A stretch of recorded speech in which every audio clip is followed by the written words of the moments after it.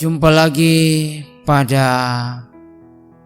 akhir pekan Sabtu 10 Oktober 2020 dalam Renungan Harian Toraya.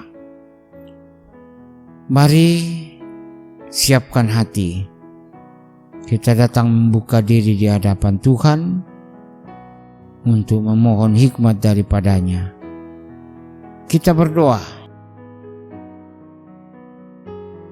Bapa Surgawi, kami bersyukur kepadamu. Hari baru, pagi yang indah, Engkau anugerahkan bagi kami. Kini di hadirat-Mu ya Tuhan, kami berserah. Dan kami mau membaca dan merenungkan firman-Mu.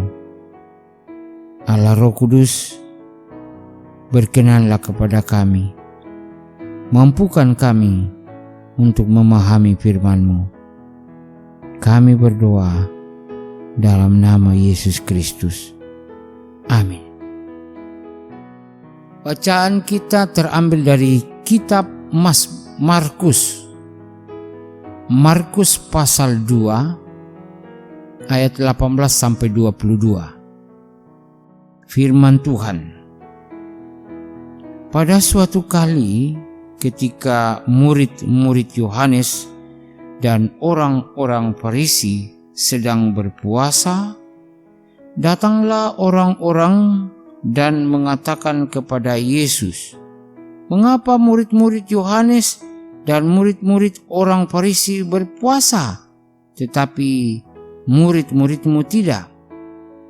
Jawab Yesus kepada mereka, "Dapatkah sahabat-sahabat mempelai laki-laki berpuasa sedang mempelai itu bersama mereka?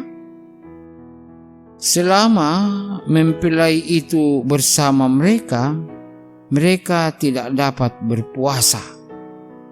Tetapi waktunya akan datang, mempelai itu diambil dari mereka, dan pada waktu itulah mereka akan berpuasa. Tidak seorang pun menambalkan secarik kain yang belum susut pada baju yang tua, karena jika demikian kain penambal itu akan mencabitnya. Yang baru mencabik yang tua, lalu makin besarlah koyaknya. Demikianlah juga tidak seorang pun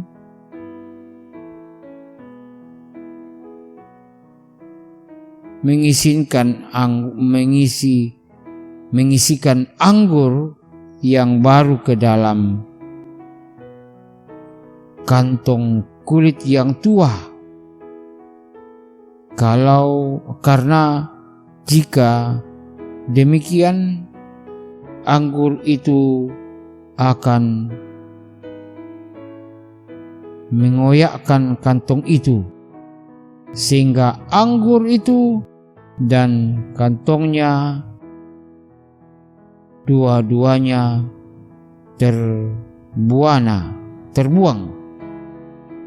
Tetapi anggur yang baru hendaknya disimpan dalam kantong yang baru pula." Demikian firman Tuhan.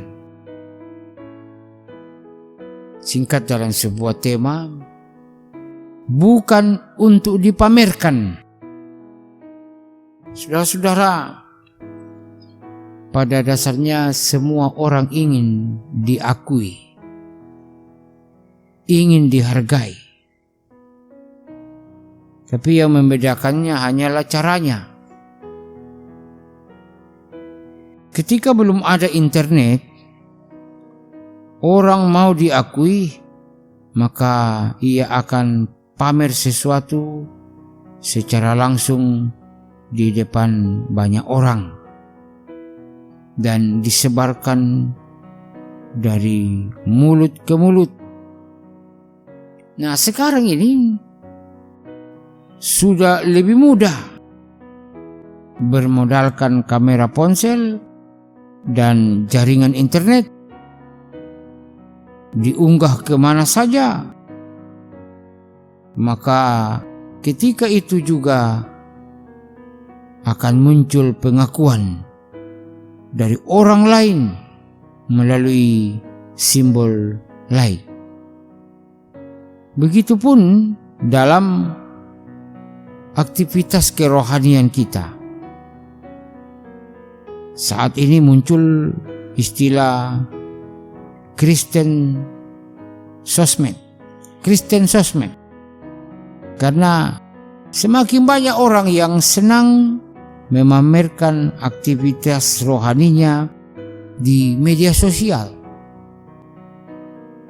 Nah, saudara-saudara, pada suatu waktu Yesus pernah didatangi orang-orang yang mempertanyakan mengapa murid-muridnya tidak pernah terlihat berpuasa, sedangkan murid-murid Yohanes dan orang-orang Farisi berpuasa.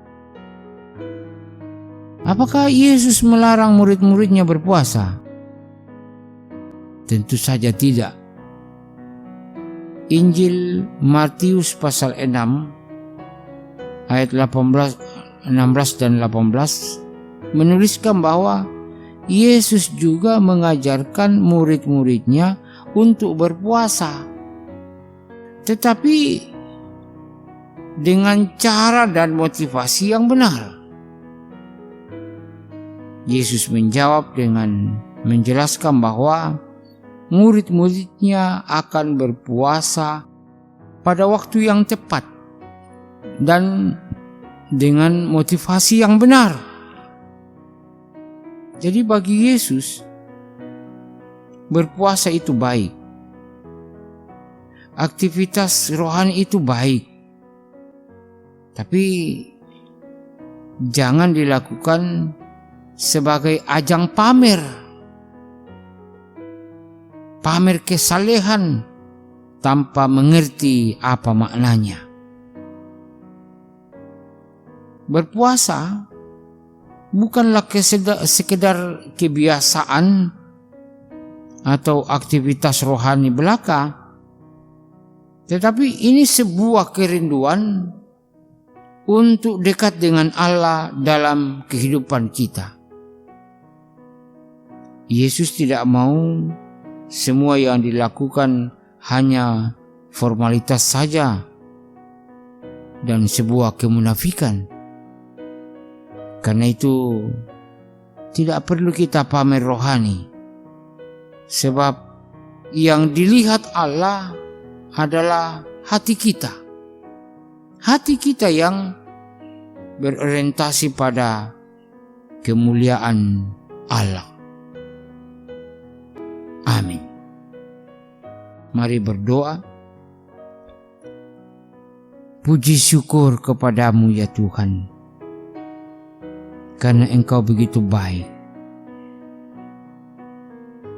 Dan saat ini Engkau menyapa kami, menguatkan kami, mengingatkan kami untuk melakukan setiap aktivitas kerohanian kami bukan untuk pamer, tetapi sungguh keluar dari hati kami yang paling dalam, yang memuliakan Tuhan. Kami mohon dalam nama Yesus Kristus. Amin.